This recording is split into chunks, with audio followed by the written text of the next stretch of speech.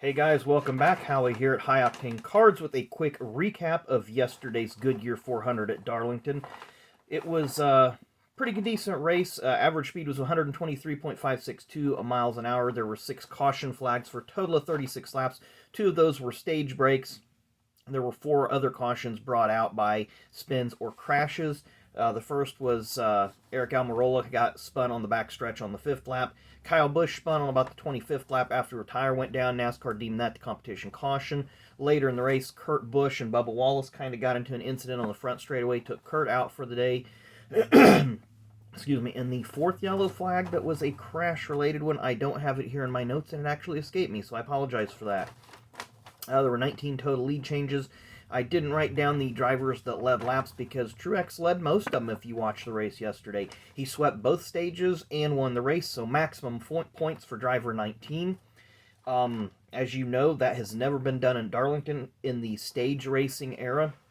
Sure, there's been drivers lead the most laps and win the race, but since the stage racing has been a part of NASCAR since 2017, no driver has won a stage. They mentioned this yesterday in the telecast. No driver has won a stage and then won a race.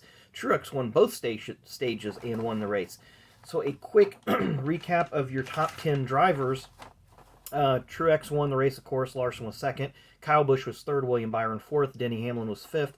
6 through 10 was Kevin Harvick, Chase Elliott, Ryan Blaney, Chris Buescher, and Ryan Newman had a strong 10th place finish. A few notables in the race. Chase Briscoe was 11th. Ross Chastain, who led a lot of laps during pit stop cycles, was 15th. Eric Jones, who prior to yesterday never finished outside the top 10 at Darlington, finished 18th. And Corey LaJoie had a really strong run and a very, very sweet Alan Quickie throwback. Down to the contingency decals and all that sort of thing in the Z-Rex car that Alan ran. He finished 22nd. As far as your points go, and this is just the way, and this is on Racing Reference too. This isn't off of NASCAR.com, but this is off of Racing Reference. Your top 10 as far as the playoffs right now would be Truex, Byron, Logano, Blaney, and Larson as your top 5, 6 through 10. Keselowski, Kyle Busch, Christopher Bell, Alex Bowman, and Michael McDowell.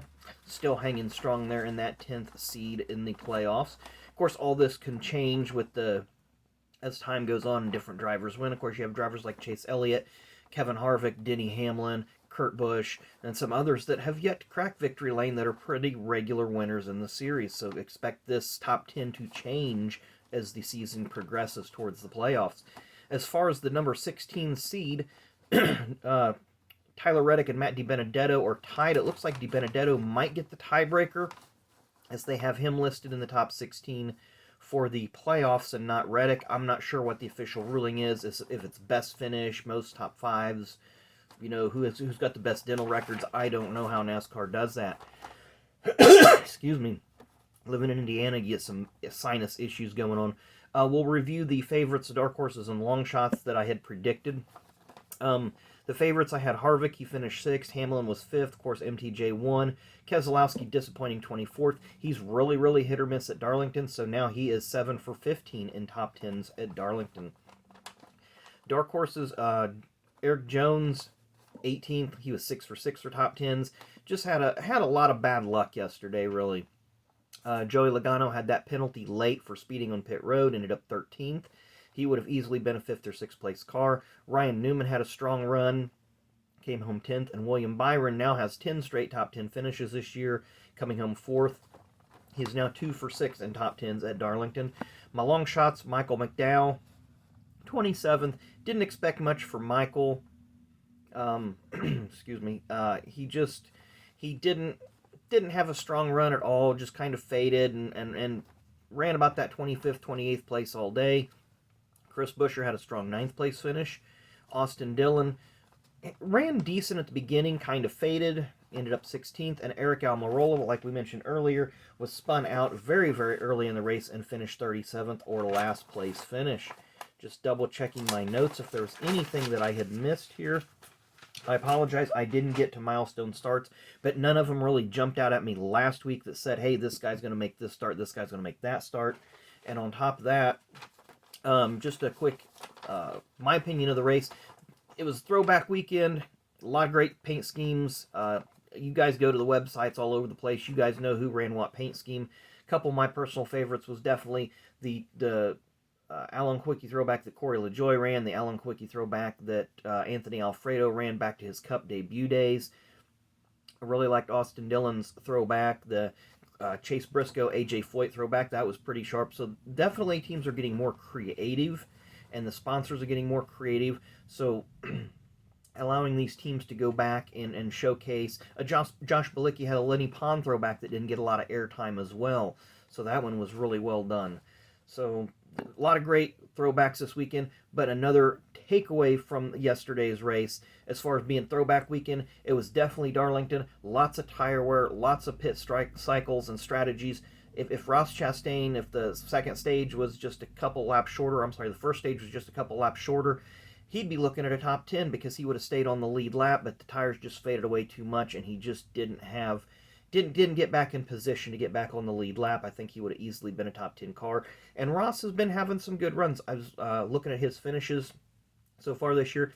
He's crashed out of 2 races and has only one other race. So you're looking at 9 races this year. He's been a top 15 car almost every race. So he's been very quiet. Nobody's saying a lot about him.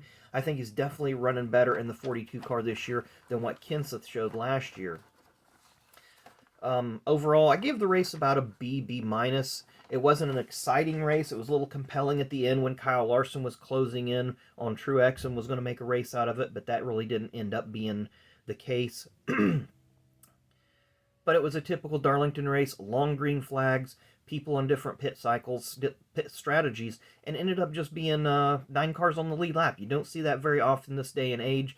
And if you think about it, you go back 25, 30 years at Darlington, there's only 3 or 4 cars on the lead lap. So if Darlington had a longer green flag run than the 100-lap part of the last stage, there may have only been 4 or 5 cars on the lead lap. Who knows? But overall, it was an entertaining race. I appreciate the commentators going through and talking about all the different paint jobs, even though some got more coverage than others. Be that as it may, they did try to cover everybody in the field, so good job for Fox on that. NASCAR didn't have any glitches this weekend. I think if you wanted to say they had a glaring error, it was claiming Bubba was involved in Kurt Busch's wreck. I'm on the fence on this one. It really didn't stand out as something good or something bad. Clint and Jeff were both saying they didn't feel Bubba was part of the wreck, that Kurt was loose. He backed up when he slid up a little bit, and then Bubba did bump him, which caused Kurt to spin. So yeah, he was involved, but he wasn't directly involved. Be that as it may, NASCAR ruled, no, Bubba, you were involved in the caution, you don't get the free pass. But anyway, the race played out organically. I thought there wasn't any NASCAR manipulation like there was last week at Kansas. So overall, great job, NASCAR. So let's keep it that way, keep the calls consistent, keep everything on the level for everybody, and the fans will respond accordingly. So thanks again, everybody, for watching. We will see you again tomorrow. Like I said, we're going to open up more of those 2017 Donruss packs to get that first batch out of the way. Then we'll go into the Torque and the certified boxes. So thanks for watching, everybody, and have a great rest of your Monday.